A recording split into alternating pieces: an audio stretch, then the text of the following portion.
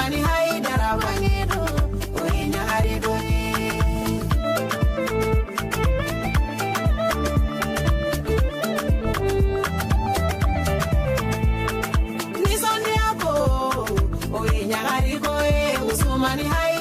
أعوذ بالله السميع العليم من شر الشيطان اللعين الرجيم بسم الله الرحمن الرحيم الحمد لله حمدا طيبا مباركا فيه ثم الصلاة والسلام على سيد المرسلين وعلى آله وصحبه ومن والاهم بإحسان إلى يوم التنادي سلام من الله عليكم ورحمة من لدنه وبركات أمتغنين على فيكابو إبليس دنغلين تروما كان سنسيني الله تعالى تغبرك ماني كاكسين نمدل الله تعالى فيه أقوك دنفعنا صهرمك محمد المصطفى أني asodunge sanmo anaka sahaba nyumo ani jonnyuma fengo fen yisinda usinda nola alaka nini awfara o jamakulu sanmanka ambi aw bismillah wajulu kene kono wale nyumando ani alabarika dani ni sojani nyanyari kene kasangani sayyid sherif usman madan haidara alika sambi olonfla ani kele soroli abidjan sud port boye ajawe sigida konana alislamia demeto ansar minumbe yeno ubora kuka ni soja anuka alabarika daira ni sayyid sherif usman madan haidara bangili mekalo kileta ani flama samba fla ani muka ani woro jolidi baraw labena ufe ankaramo asaydi sherif usman madan haidara amale ka bangili ni soja de kono bi ambele jele ka faranyonga ni soja mi bana wode ala mi sona ka karamo dama ka ben kalo ni kileta ani fla no e 12 mai ambo ni soja de kono donc wodo ko so nyebe ni jamabanna muso minu bola chew minu bola o bele jele na ka no jolidi ka mogo ka vie sauver Johnny kama asaydi sherif usman madan haidara tokola donge nyebe jaman fonfela ne bele jile nano kama woni soja de bana wa ankelo ka laben chama de ke nala sona ma mi joli dibi le 9 shini nala sona ma shin le 11 inshallah amitlaka na 12 mere kenesigi no e wajuli shufe wajuli baba mbulu ka wajuli ke wajuli kofe soma dafe amitlaka nyon soro docteur so kelina ka be 12 mere ma kana ju donc mogo bangena ka be 12 mema amina donda belejilema docteur sonu konnana asaydi sherif usman madan haidara tokola ka nyina Allah subhanahu wa ta'ala fe ya rabbi 12 me chama bi ala bulu ala ko jirana karamo era bi tara sambi wolum vlani kelela sambi wolum vla chama ya rabbi ala ka di karamo ma ala ka shijanda mala ka kenada ma akera manyemanyma ala ka merege ko manymay. D'abord, nous vous remercions au nom du Centre national de transfusion sanguine de Côte d'Ivoire. Nous vous disons merci pour votre disponibilité et l'accueil. Et la séance d'aujourd'hui consiste à faire un don de sang, à donner de son sang. Donc, nous invitons la population d'Adjawi de venir massivement donner du sang. Un grand merci à l'association en Sardine, un grand merci à la population d'Adjawi. Parce que ce don de sang que vous êtes en train de faire, notre merci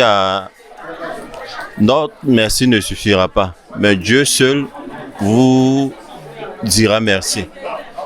Donc, encore, nous vous encourageons à continuer sur cette lancée. Parce que ce acte que vous êtes en train de poser, c'est un acte vraiment noble. Et il n'y a rien qui peut... c'est-à-dire, il n'y a pas de merci encore plus grand, quoi. Notre mot de fin, nous vous encourageons encore, chaque 2 mois, chaque 3 mois, nous vous encourageons à toujours organiser une séance de don de sang. Parce que sans vous, la population ivoirienne n'est rien. Et il faut dire aussi que ce sang, il n'y a pas eu d'entreprise ni une société qui la fabrique. Donc si ce n'est pas vous, la population ivoirienne, qui peut nous aider à avoir du sang, voilà, on ne saura pas donner de la tête quelque part. Donc vraiment, encore merci. On vous encourage sur cette lancée. Ninkofe ambela jelen sorola ka nyogon soro wajulu kene konnana min kene la seli kunfolo kera ankara mogo makan sunjata fufana fe abura ka wala li chamandama asayid sherif usman madan haidara ayere ka nyaramaya kan ay wuli ka jo ani joda bamifa dine la seli la dine jonjon korotali la fo ka tase ajogo bawla ankara mogo makan sunjata ay wala li chamandi amma okunka. C'est là. Et avec cette motivation que vous avez, on espère toujours avoir beaucoup de sang avec vous.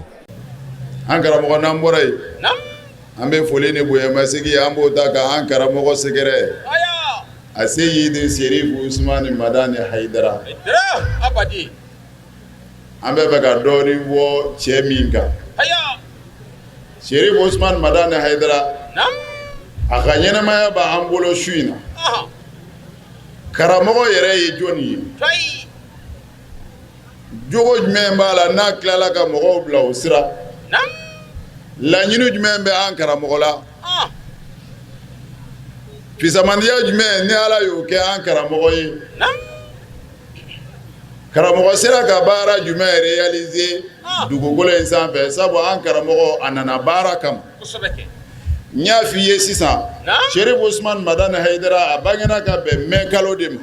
Jamana in kɔnɔ sisan le 1er mai o de ye fête de travail ye diɲɛ fan bɛɛ lajɛlen fɛ. Sherif Ousmane Madani Haidara nana mai kalo kɔnɔ sabu baarakɛla de don a bɛna na baara kɛ. O to yen, Ala tɛ ko kɛ gansan dɛ. Anw yɛrɛ fɛ Mandenkan na a bɛ fɔ mai kalo de ma ko dabata. Ni san nana mɔgɔw bɛ sɛnɛ kɛ daminɛ kalo min na dɛ, Aseyidi Sherif Ousmane Madani Haidara nana bɛn o de ma. O la a ka baara kana bala i la, a nana baara kama. Siga t'a la.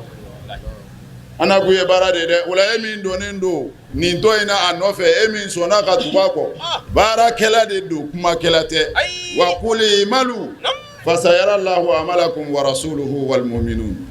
Ala y'o de fɔ ko ka baara kɛ, an karamɔgɔ ye baara de kɛ. Walahi. An karamɔgɔ tɛmɛna ye ko tan ti an tɛ se ka walawalali kɛ ninnu na su in na.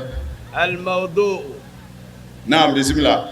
Hayatu Sayyid Sherif Ousmane Madani Haidara. An karamɔgɔ Sherif Ousmane Madani Haidara ka ɲɛnamaya. Akhlaquhu wa a'dafuhu wa fada'iluhu. N y'o de fɔ sisan, n b'a jogo. An karamɔgɔ i kana i taa yɔrɔ janya ni ye, i bɛ kuma ninnu jateminɛ.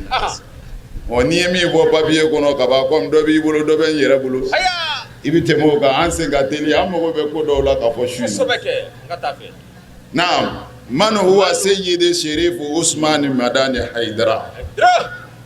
Jɔn ye an karamɔgɔ Sherif Ousmane Madani Haidara? N bɛna f'i ye dakuruɲɛ kelen, ne ye min faamu a na. Sherif Ousmane Madani Haidara ye mɔgɔ lakalanna de ye. Sherif Ousmane Madani Haidara ye mɔgɔ kununa de ye. Sherif Ousmane Madani Haidara nana kana yeelen de bɔ dugukolo sanfɛ. A Seyid Sherif Ousmane Madani Haidara. Ne bɛ fɛ ka min fɔ a la surumani na, Sherif Ousmane Madani Haidara nana kana diɲɛ lakunu. O kosɔn Bayi'a layidu 6 o min ye silamɛya yɛrɛ nakun ye dɛ, a nana ka na o de ɲɛnamaya muhuyil bayi'a. O y'a kelen de tɔgɔ ye ani maa jɛtɔ ye diɲɛ bɛɛ. N'i ye Ousmane tɔgɔ ɲini o ka ca, n'i k'i mago bɛ Haidara la o ka ca, mais muhuyil bayi'a diɲɛ tile bɔ f'a tile bin o ye Sherif Ousmane Madani Haidara kelen de ye. O la o de y'a tɔgɔ ye.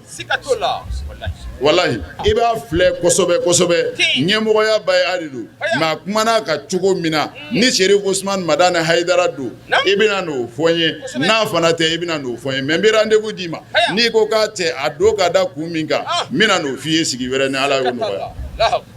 Mais n delila ka kuma a ka yɔrɔ caman. Naam. ما نجح مصلح في هذا القرن الأخير مثل ما نجح. Ni an karamɔgɔ Ahmad Tijani Sangare ale ka lakaleli ye, a ko mɔgɔ ma Sudan, mɔgɔ ma gagné, mɔgɔ ma réussi an ka nin san 100 laban in na a ka mission na komi a Seyid Sherif Ousmane Madani Haidara ko mɔgɔ tɛ yen. Naam.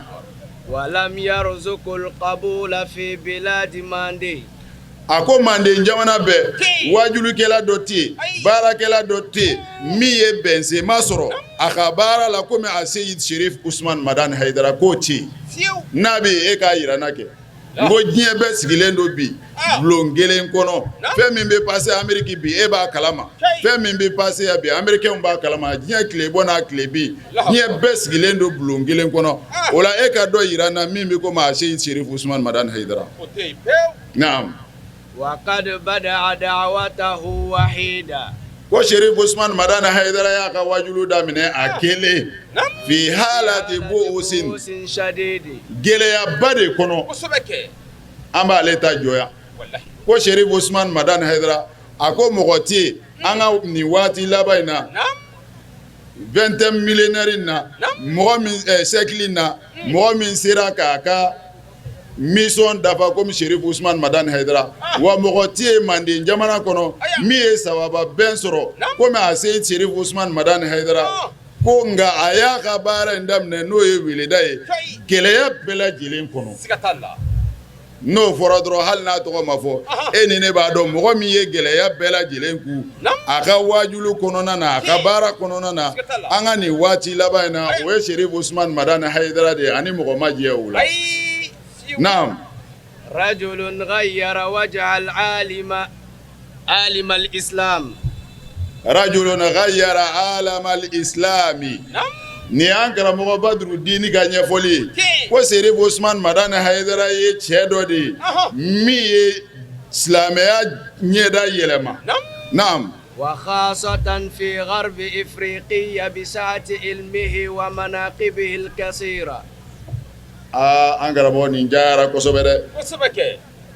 wa khasatan a ko jango kɛrɛnkɛrɛnna fi gharbi ifriqiya bi saati ilmihi ko kɛrɛnkɛrɛnnen ɲɛla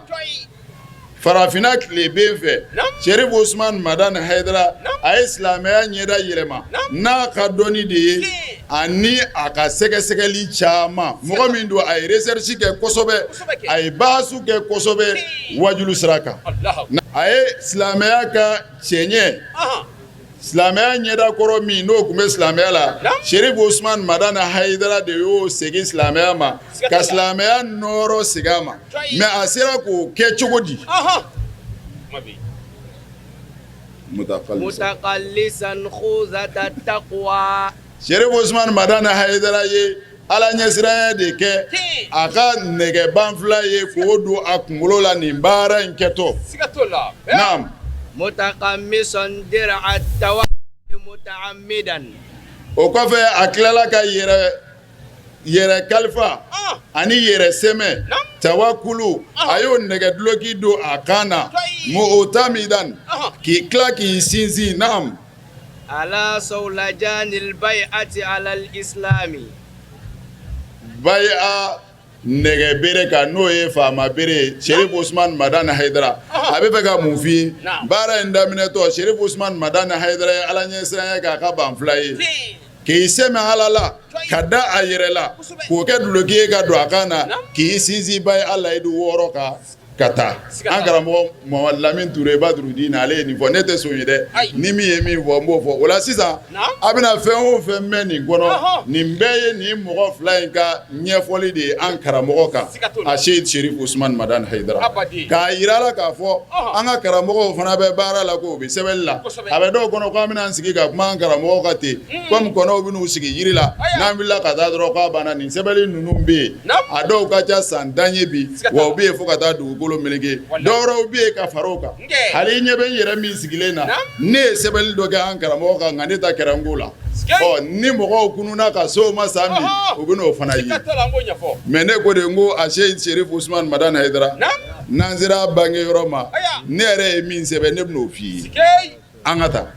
سجاعا كميا ليسوق المسلمين Sherif Usman Madani Haidara kɛra cɛfarin de ye halisa an bɛ Badrudini ka kitabu kɔnɔ ko Sherif Usman Madani Haidara kɛra cɛfarin ye cɛfarin min n'a ka kɛlɛminɛn bɛɛ lajɛlen dafalen bɛ a bolo foyi t'a jɛ u ko cogo di ko armée bien occupée o tɛ wa ne tɛ tubabukan mɛn kosɛbɛ nka n kɔni b'a dɔn a ka gawaliw n'a ka tamaw n'a ka kalaw a bɛɛ dafalen bɛ a bolo c'est comme a labɛnnen don Ala ka diinɛ kama a Seyd Sherif Usman Madani Haidara naam ليسوق المسلمين إلى جنة النعيم mais laɲini foyi tɛ Sherif Usman Madani Haidara la nin labɛn na nin baara in na nin sira in taamali la fo ka silamɛw sama ka taa n'u ye alijinɛ kɔnɔ o dɔrɔn de y'a ka laɲini ye Allahu a'lamu haysu yaj'alu risalatahu wallahi sari jama hami bɛ mɔgɔ min na dɛ Ala b'o de kɛ jama kandaba ye hali kiraw ni nabi ɲumanw Ala y'olu minnu ci ka na i b'a sɔrɔ yanni u cili cɛ dɛ olu hamina ko n'u jɔrɔ ko de mirindi bɛ se ka taa ɲɛ cogo di an ka communauté bɛ se ka taa ɲɛ cogo di gɛlɛya min b'a kan a bɛ wuli cogo di o la Cherif Ousmane Madani Haidara ka hami bɛɛ kun ye ne badenw bɛ seli fu min na o bɛ nin birika wuli min na silamɛya tɔgɔ jala min b'u la pour que ka se ka u kisi ka bɔ jahanama don ma parce que i bɛ to ni silamɛya tɔgɔ jala ye wala fini dama b'i kan na a jalamugu b'i la a tɔgɔ ye di a labɛnw bɛɛ lajɛlen b'i la mais n'a jogo ci la i ti don alijinɛ kɔnɔ a tɛ se k'i kisi ka bɔ jahanama ma wallahi ye jogo ye nkalon de ye ye jogo ye nkalon ye Masa Sulemana ka waati la n b'o fɔ ka tɛmɛ kɔnɔni dɔ bɛ yen ale taara ko a bɛ t'i min ba la wala kɔlɔn na sisan a taara sɔrɔ denmisɛnninw caman bɛ kɔlɔn na o kɔlɔnda la sisan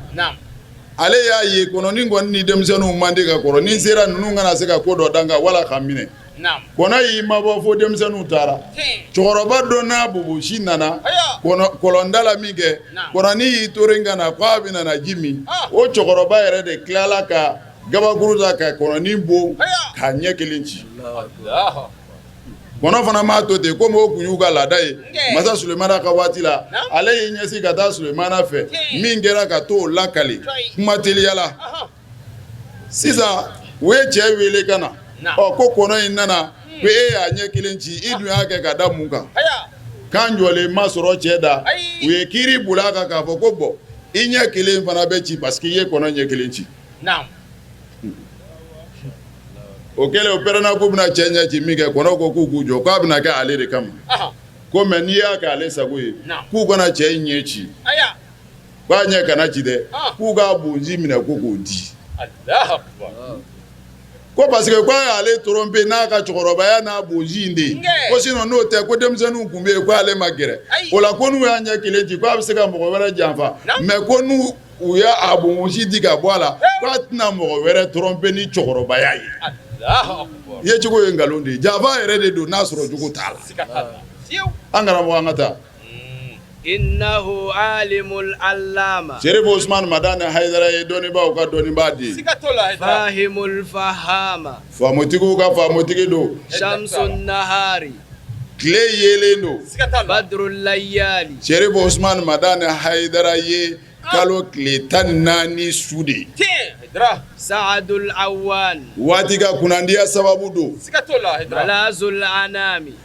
adamadenw olu sinzi yɔrɔ n'u kɔsɛmɛ yɔrɔ de Cherif Ousmane Madani Haidara ye nuru zolami dibi yelen don fasihul lisani cɛ dala wasalen don nibrasu zamani Cherif Ousmane Madani Haidara ye waati fitinɛ yelen de ye alil maqami jɔyɔrɔ kɔrɔ talen tigi don fakhruddin silamɛya diinɛ ka waso cɛ don zainuddin silamɛya diinɛ masiri de ye Cherif Ousmane Madani Haidara ye sharafuddin diinɛ ka kɔrɔta don izuddin diinɛ ka bonya don kamaluddin diinɛ ka cɛɲɛ a ka masiri de ye Cherif Ousmane Madani Haidara ye sayfullahil maslul ala ka nbamuru min fosilen don ka bɔ a tan kɔnɔ o de ye Cherif Ousmane Madani Haidara ye kamilul islami fi sarra'i wad darra'i cɛ min ye silamɛya ta k'a da a kɔ la nɔgɔya waati ani gɛlɛya kɔnɔ o de ye Cherif Ousmane Madani Haidara ye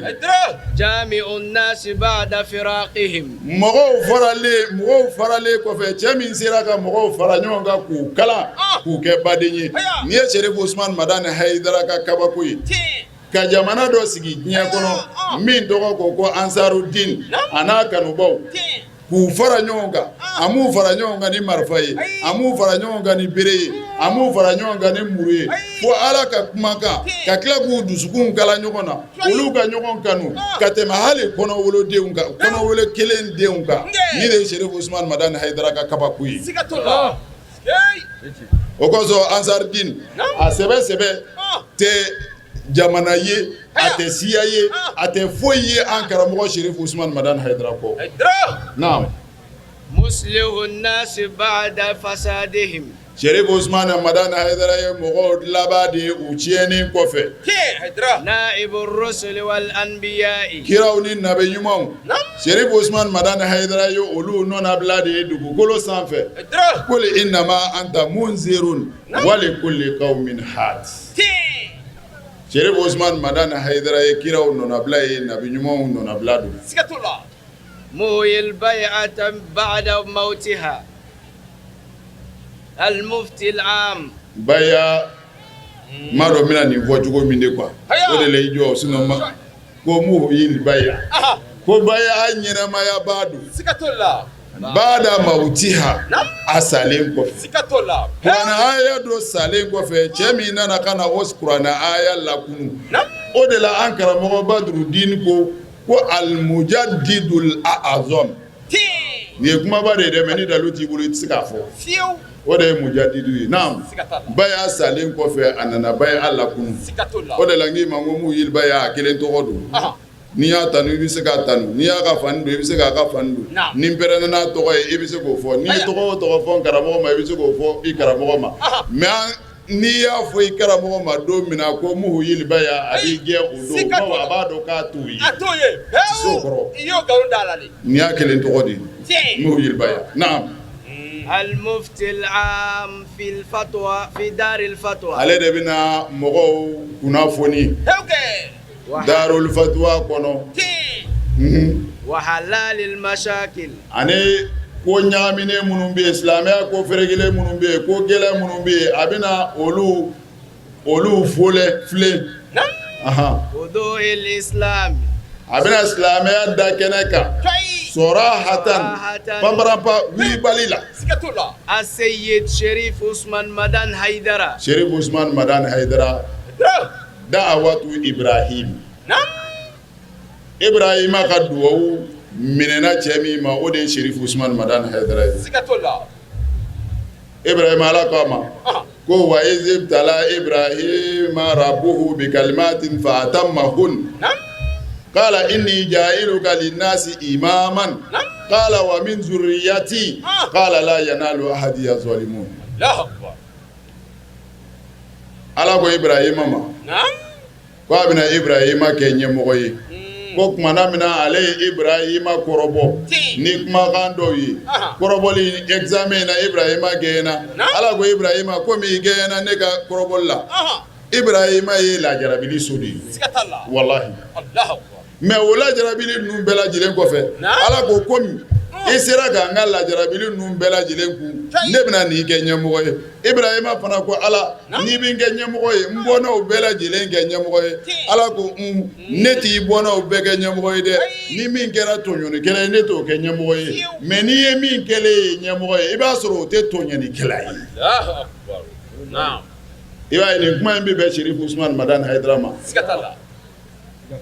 bi Mali silamɛya bɛɛ ɲɛmɔgɔ don k'a sɔrɔ a banna na mais o y'a diyagoya k'a ye Ibrahima ye fɛn min fɔ k'a sɔrɔ Sherif Ousmane Madane Haidara mɔkɛ kira ma na fɔlɔ o de réalisé len filɛ nin ye inni ja'iluka imaman qala wa min zurriyati Ala ɲɛmɔgɔw bɔ n ka bɔnda la Ala ko mɔgɔ tɔɲɔnikɛla tɛ kɛ ɲɛmɔgɔ ye i bɔnna na o kɔrɔ ye n'i ye sirifu min ye silamɛya diinɛ ɲɛmɔgɔya la wala ko dɔ tigiya la ko dɔ ɲɛmɔgɔya la o sirifi tɛ yɛrɛ tɔɲɔna ye Ibrahima ka duwawu jaabilen don Sherif Ousmane Madane Haidara ye kira ka duwawu jaabilen kira hamina kumana min na a ka fatuli waati sera a bɛ na taa ka mandenw to jɔn de bolo Ala ko a ma ko innama anta munzirun wa likulli qawmin had taa Muhamadu i da ka sunɔgɔ e kɔni nana ka na jasiremala kɛ mɔgɔw ye ka kangari da mɔgɔw ye ka mɔgɔw bagabaga k'u bilasira mais ne na kandalikɛla di jamakulu bɛɛ ma yala Sherif Ousmane Madane Haidara ye hadili umma ye wa ou bien o tɛ e b'o dɔn ne b'o dɔn Sherif Ousmane Madane Haidara silamɛw ka duwawu jaabi don bal ataynahum bi zikrihim wa hum an zikrihim muridun u yɛrɛ duwawu min kɛ duwawu jaabi la mais u tilala k'u jɔ u ka duwawu ɲɛ an ka cɛkɔrɔbaw m'u sigi yɔrɔ si f'u ko Ala ka silamɛya dɛmɛ Ala ka silamɛya taa ɲɛ silamɛya dɛmɛ b'a na a taa ɲɛ b'a nana kɛlɛbaga tilala ka sɔrɔ o la wa kɛlɛbaga fanba yɛrɛ kɛra karamɔgɔw ye k'u ka yafa ma mais a bɛ ten kuma bɛɛ koyi minnu hakili la k'u y'a dɔn olu de b'a a kow kɛlɛ kuma bɛɛ o be dɛbɛ da yɔrɔ min hakila ko ala bɛ na ye ala ti na ye n y'o de f'i ye n ka kuma na Allahu a'lamu haisu yaj'alu risalatahu ala b'a ka ci bila yɔrɔ min ala yɛrɛ de b'o dɔn a tilala k'a tugu a la ko sayusibu lazina ajramu sagharun ko wa ni mɔgɔ y'i ba ne ala ka o latigɛ sugu ma n ye nɛɛma minnu kɛ n ka jɔnw ye ka n ka cidenya bila yɔrɔ la ka n ka bonya bila yɔrɔ la n'i ma sɔn o ma k'i ta ye dɔgɔyama ye naam Cherif Ousmane Madani Haidara ye sirifi ye mais anw ma tugu a kɔ ko sirifi don dɛ o ka fɔ bɛɛ ye k'a jɛya nin de bɛna k'an gɛlɛ yɔrɔ ye Haidara ye sirifi ye nɔgɔ t'a ka sirifiya la mais cɛ tɛ yan muso tɛ yan min kunkolo b'a kan da la ko a n'a hakili bɛ ɲɔgɔn fɛ tumana min na a tugura Cherif Ousmane Madani Haidara kɔ ko ale tugura kɔ de ko sirifi don o ma kɛ fiyewu walahi o ma kɛ sirifi ka ja Haidara ka ja koyi kosɛbɛ kɛ mais ni mɔgɔ min fana ye bloki bɔ sirifi tɔw cɛ la o fana ye sirifiw ka sirifi ye o tɛ tɔw ka dɔgɔmɛ ko fɔ koyi mais o b'ale ka bonya de ko fɔ sika t'a la ale de ye patron ye anw tugulen ko a kɔ an nana ye sisan a bɛ ka baara minnu kɛ a bɛ ka réalisation min kɛ est-ce que ala bɛ sɔn k'o yɛrɛ di mɔgɔ ma o dafalen n'i tɛ sirifi ye wa donc an nana sirifiya don a la o de kosɔn n ye min f'i ye n bɛna n'o fɔ ka bɔ kuma na a se ye Cherif Ousmane Madani Haidara a bangena Tamani Tamani ye so nɛɛmalenba de ye so barikamaba don dugu mɔlɔmamaba don dugu valɛrimanba don mais Tamani ma da o ma a tilala ka diɲɛ sɔn den barikamaba dɔ la den mɔlɔmaba dɔ la den min bɛna na kɛ diɲɛ ka lafiya ye ka kɛ farafinna ka kunnawolo ye o den de bangena ka bɛn alamisadonya dɔ fajiri da fɛ Tamani kɔnɔ k'a sababu kɛ Bazuma nani Basita ka a tɔgɔ di Ba Madani ni Basitan Tarawele k'a sababu kɛ olu ye alamisa tile bɔra ni nin den barikaba in de ye a tɔgɔ dala ko Bazuma na k'a tɔgɔ da misiri welela dɔ la a ma da foyi la fo misiri welela in a ka ala ɲɛsiranya dama kama ni waati in de la an ka kɛnɛ in maabaw bɔra ka bonyakanw ni nisɔndiyakanw caman lase ka duwawudenw ta ka ɲɛsin Sayid Cherif Ousmane Madani Haidara ma a ka san 71 sɔrɔli hukumu ye. Assalamu alaikum warahmatullahi ta'ala wabarakatuh. An sigani bisimila Ala ka wele ni alhamdulilahi an bɔla ka sɔgɔni bisimila Ala ka bɛɛ ɲuman sigɛ ni alhamdulilahi sijan kɛnɛ labanko ɲuman Ala ka di karamɔgɔ da n'a ka denbaya bɛɛ lajɛlen jɛw ma samadi f'i ka sira kɔ Ala ka bɛɛ san yɛrɛ kɔrɔ laban dogo ni Ala ka bɛɛ lajɛlen laban ɲa an bɛ foli daminɛ an ka Seyidu la Cherif Ousmane Madani Haidara ale ka anniversaire kɛnɛ la n b'o kan Ala ka jɛn san 70 ani san 1 donc k'aw bɛɛ lajɛlen fo fɛn fɛn nana kɛnɛ kan yɔrɔ la an natɔ fɛn min m'a sɔrɔ a tatɔ kana sɔrɔ ka an ka commission mɔgɔ bɛɛ lajɛlen fo vraiment commission ka baara kɛ nin na commission ka baara kɛ ka tila ka jaabikaw fo kosɛbɛ o ka baara kɛ nin ko ɲɛ nin na sira ka se ka ɲɛ cogo min na mɔgɔw ka na cogo min na mɔgɔw ka se cogo min na an bɛ international fo ka fédération fo ka ansaru bɛɛ lajɛlen fo. Komi Ala k'a latigɛ ɲina alhamdulilayi ansaru y'a kanu ka mariya ja ma ɲina Serifu ka anniversaire la donc an bɛ Ala tando n'o ye kuma ka gɛlɛn mais fitinin min bɛ n bolo n bɛn'o fɔ alhamdulilayi nin diyara ne ye ka bɛn ne ma nin ye sawako le ye bɛɛ tɛ nin sɔrɔ o nin ye kunnaja le ye wala jama ka ca nege bɛ caman na alhamdulilayi mɔgɔ caman fana bɛ se k'a kɛ mais ni Ala y'a di e min ma i bɛ Ala tando ka Ala barika da Ala ni sababu ɲuman donc kuma janda bolo k'a fɔ Aramatu Sise min filɛ nin alhamdulilayi ne furumuso kɛla ye alhamdulilayi an bɛ Ala tando diinɛ fana kanu diyara ye min ye Ansari donc o la ne bɛ Ala tando n'o ye o le tun ye ne diyaɲɛko ye depuis ne y'a ta ne tun b'a ɲini a fɛ n k'a ye don Ansari la a yɛrɛ jɔlen filɛ o ye a mɛnna bon ne y'a ɲini a fɛ n k'a ye don diinɛ nin na Ala kitila la alhamdulilayi Ala ni Nafisatu sababu Nafisatu kɔni tɛ yan bi a bɛ voyager la alhamdulilayi bon Ala y'a latigɛ nin tun bɛna kɛ a ɲɛna mais alhamdulilayi a tɛ yan bi a taara voyager la a taara Mali la cilakali dɔ binna a kan donc alhamdulilayi an bɛ Ala tando Ala kitiya la a donna a la bon Ala ni jire barika alhamdulilayi an sela bi don nin ma fo ka kɛ ka mariya sɔrɔ bon Ansar kɔnɔ an bɛ Ala tanu ka Ala barika da donc n ka foli bɛ silama bɛɛ lajɛlen ye ka Ansar fo a ka baara la ci la min dila ko k'a lase chef ma min ye diplôme ye cungan ko dɔn k'a sɔrɔ a ma se k'a yan lasɔrɔ mais n'Ala sɔnna a bɛna s'a ma min ye folikan dama dama de bɛ n da dɔrɔn k'a lase jama bɛɛ ma Ansar bɛɛ organisation bɛɛ nanbaga bɛɛ foli premier k'a ɲɛsin an ka Sekuba ma min ye Seydou Ousmane Aïdara ye ko joyeux anniversaire au guide Seydou Ousmane Aïdara joyeux anniversaire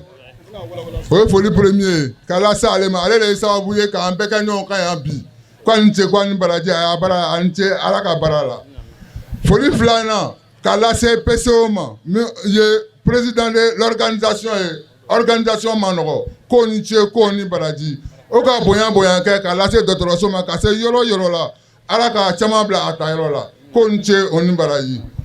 foli sabanan k'a lase parrain ma parrain a tɛ yan a taara heji la patron fana ale fana voyagé la mais an bɛ bonya lase ka foli lase madame Kone ma ko a ni ce a ni baraji a ka parrainage la a ni ce a ka baara la a ni ce Ala ka baara la. N ka Cheikh Farkou Diomandé les COSIM ɲɛmɔgɔ de ye o ye Port Boya ne jɔlen bɛ o jɔnɔ de la ka kuma ni o ka hakilila ye k'o fɔ silamɛw ye o kɔfɛ a diyaw ye alimami fɛn o fɛn bɛ yan n bɛ kuma ni o bɛɛ ka kumakan de ye n'o bɛɛ ka bonya ye o kɔfɛ an ka dugu an ka diyaw ye musokɔrɔbaw kamalenw a bɛɛ lajɛlen musomisɛnninw a bɛɛ lajɛlen bɛɛ ka bonya de bɛ kuma in kɔnɔ an badali silamɛw kuma waatiw tagalen don mais Ala ko anw ma la in shakartum la azidanakum n'a ye ne Ala waleɲuman dɔn n b'a ka hɛrɛw zidi k'a di aw ma n badali silamɛw a diyaw ye an ka Ala bonya ka Ala tanu ka Ala waleɲuman dɔn ka da mun kan ni kɛnɛba ninnu nana anw sɔrɔ a diyaw ya ka fara mun na an ka ɲɔgɔn minɛ an ka hɔrɔnya an ka danbe musow ka cɛ bonya cɛw ka musow ka hakɛ dɔ o de ye an sɔrɔ nin hukumu kɔnɔ a jaabi kɔnɔ yan Ansarudine an b'u fo k'u waleɲuman dɔn ka da kun jumɛn kan ka mɔgɔw fara ɲɔgɔn kan a finman n'a jɛman n'a jamajan n'a surunman a bɛɛ lajɛlen k'a bɛɛ don da kelen fɛ k'a bɔ da kelen fɛ o ye hɛrɛba de ye an fɛ an bɛ Ala waleɲuman dɔn inchallah o patronage ka taa se dugutigi ma commandant chefferie centrale lettre sira nin bɛɛ la ni alimami ka jɛ ye Bagayogo ka sira di Bagayogo ma ka taa mairie la ka papier d'a ma nɔgɔya sira kan autorisation ka bɔ a kalama ko an sigilen bi yan jamana faamaba yɛrɛ b'a kalama ko an sigilen bi yan kɛnɛtigiw o y'an bonya fo bonya dan ka terrain bila an ka bila la k'a daminɛ sɔgɔma fo ni waati min ka d'an ye mɔgɔ si ma fɔ a ma ko a bɛ taa marraine i kuntire diyara n na parrain i kuntire diyara n na n bɛ segin kuma min kan monsieur Balo a y'a ka cɛdenw bila ka na ko ka na Amsaru dɛmɛ baara la olu de tun bɛ ka boli ka tabaliw ɲini ka d'an ma tan an ka bɛn maaya la tɔgɔ la o la ni foli dan t'a la sous-section 2 min bɛ yan Sidi Traoré ani Samu o ye baara min kɛ Nakala de ɲɛna parce que an kun jɔrɔlen don sira la an ko an tɛ se ka sira dilan mais bi bonya kama yɔrɔ mun dingɛ ka bon an bɛ fɛ ka dɔɔni kɛ o la a tɔ nana kɛ an kɔni bɛ bɔgɔ bɔnnen an t'a sababu yɛrɛ dɔn k'a daminɛ polisiw jɔyɔrɔ la fo ka na se yan k'a daminɛ depuis kalo kelen sira min bɛ ka fa ka taa dɔɔni walayi alimami an seko de ye nin ye ni seba ye an bɛ gidɔrɔn da yan. Cɛ fara muso kan denmisɛnnin fara mɔgɔkɔrɔba kan an bɛ bɛɛ fo ka bɛɛ barikada ka bɛɛ waleɲuman dɔn an nana hɛrɛ la cogo min na Ala ka bɛɛ ɲuman segin hɛrɛ la ka somɔgɔw ɲuman sɔrɔ hɛrɛ la Ala k'o k'an ye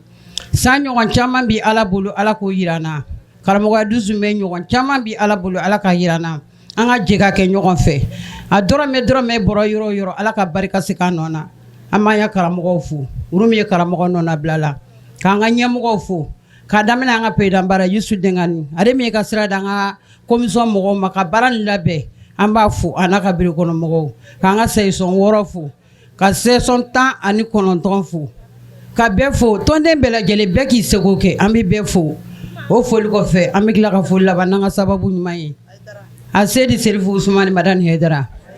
ale de kɛra nin bɛɛ lajɛlen sababu ye k'an bɛɛ fara ɲɔgɔn kan n'an ka ɲɔgɔn ye hali an tɛ fɛ ka fara ka bɔ ɲɔgɔn na an bɛ karamɔgɔ fo si ani kɛnɛya labanko ɲuman na. Président international Adama Sanogo a ka bureau membre minnu ye ɲɔgɔn sɔrɔ yan an ka trésorier adjoint Traoré ka fara an ka social national kan ka fara Abadi Jafori Tunkara kan olu de nana bureau national représenté a bi su in na nin sigida in a ɲɛnamayalen don Côte d'Ivoire fédération 30 bɛɛ lajɛlen na nin waati kelen in na an bɛ Ala fo ka waso ni Abidjan Sud ye ka tila ka Abidjan fédération Sud président ba Alain Youssou Dengani a n'a ka bureau membre bɛɛ lajɛlen an b'o fo k'a ka jamakulu sanima bɛɛ fo n'o y'a ka section n'a ka sous-section bɛɛ lajɛlen k'an ka musobaw fo an tɛ ɲinɛ olu kɔ k'an ka jeunesse fo n'o ye an denw ye sigida bɛɛ lajɛlen na jeunesse yakubuyalen don n'o ye Ansar jeunesse ye a cɛ n'a muso an bɛ bɛɛ lajɛlen fo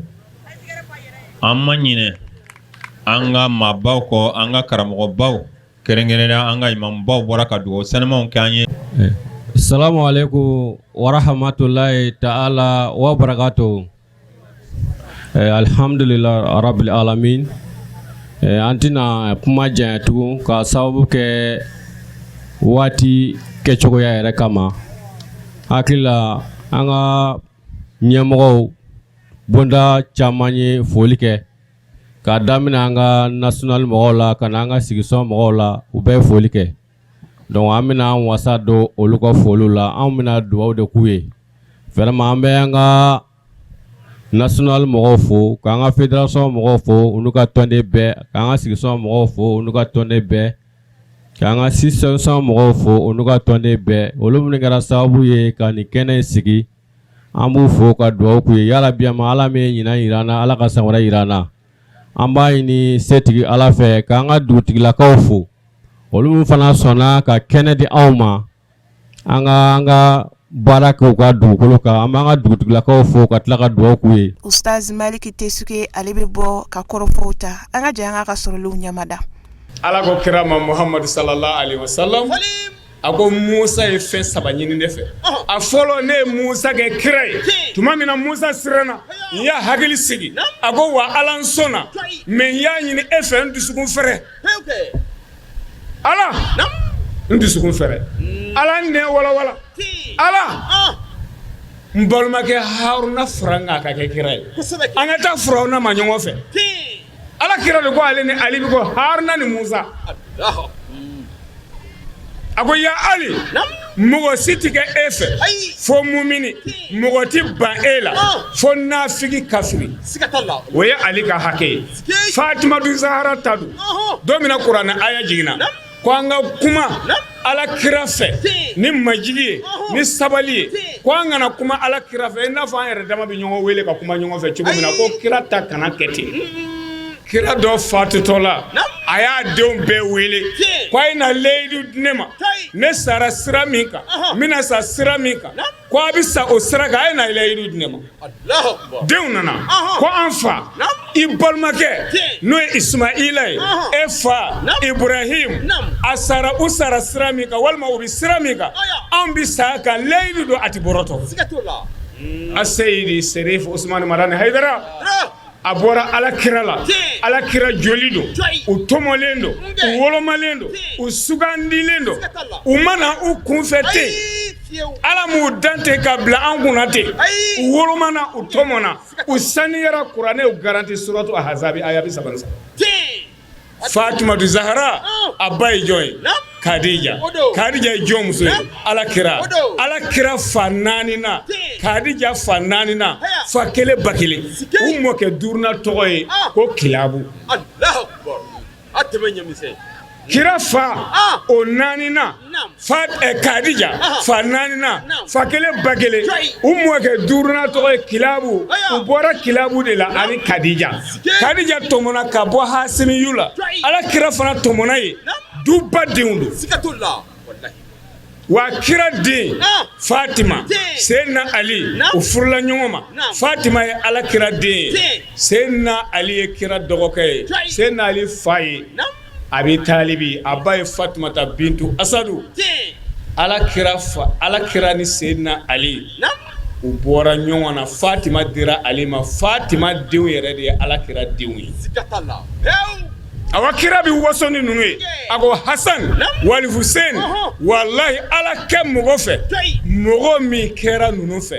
ala bamana maa min bana ninnu na o fɔra mɔgɔ minnu cɛla olu de y'o kunkolo tigɛ siga t'o la kɛra ten wala a Seydi Serif Usman Madani Haidara ala ka kile don karamɔgɔ Haidara nana dayɛlɛ an ye ko an ka don ala ka so kɔnɔ n'o ye arijɛnɛ n'i bana e b'i yɛrɛ n'i kɛra ninnu fɛ e kɛra ala fɛ e kɛra ala kira fɛ e kɛra kuranɛ fɛ e kɛra silamɛya fɛ n'i bana karamɔgɔ Haidara ni a bɔkolo la i bana ala la i bana ala kira la i bana kuranɛ na i bana silamɛya la wa i bana arijɛnɛ na yan seko ko tɛ dɛ lahara ko don e bɛ se yan lahara e tɛ se fanga bɛ e la yan lahara fanga tɛ e la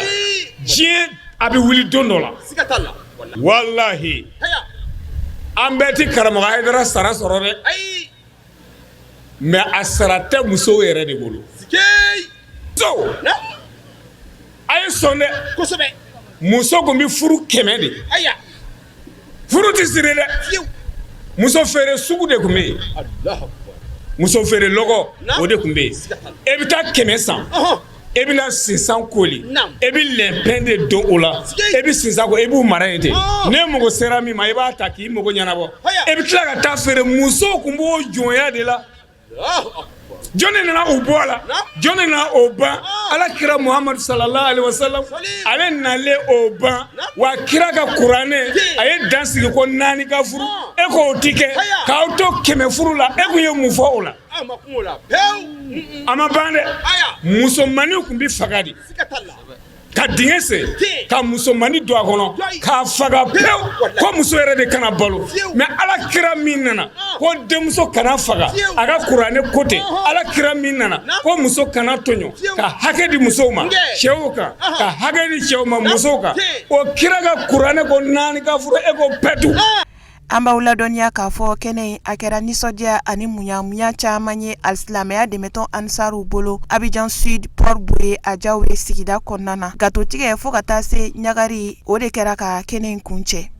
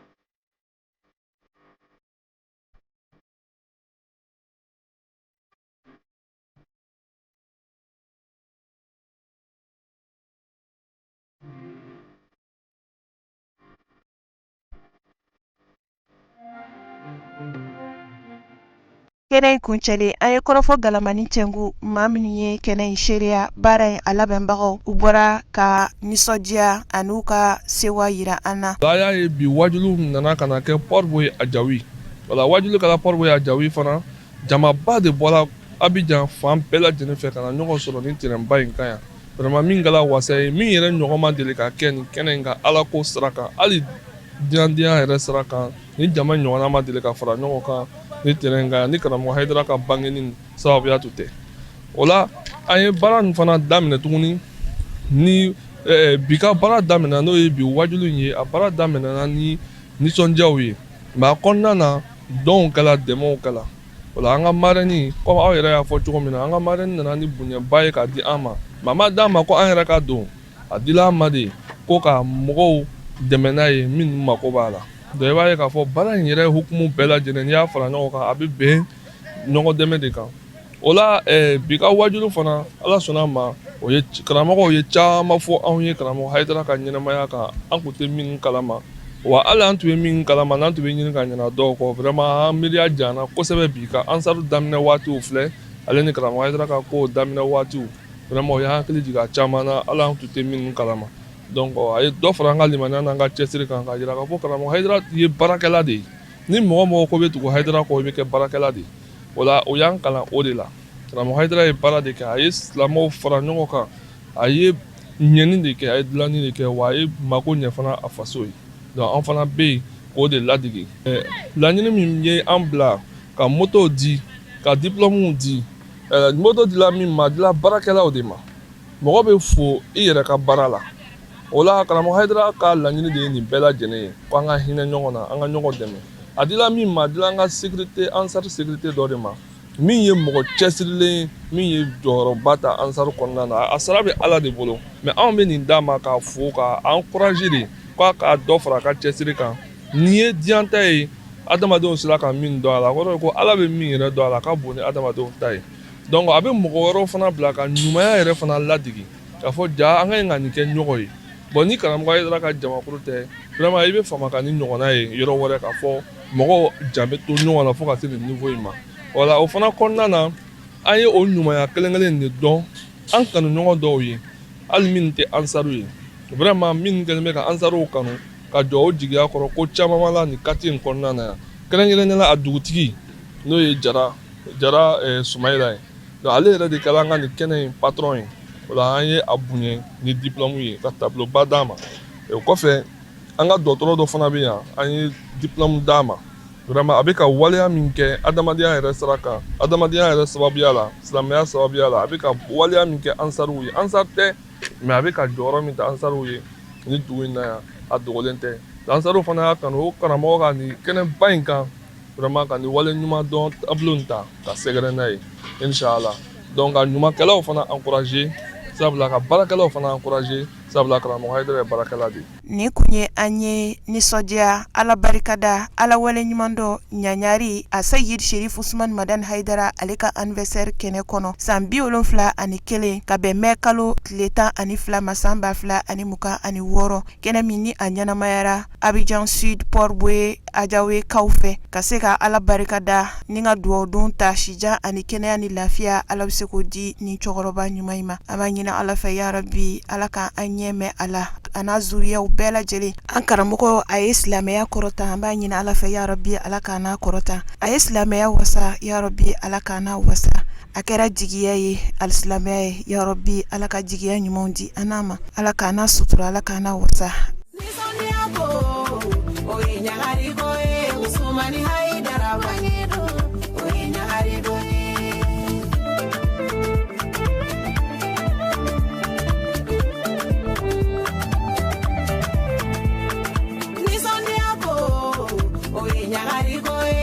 Money high.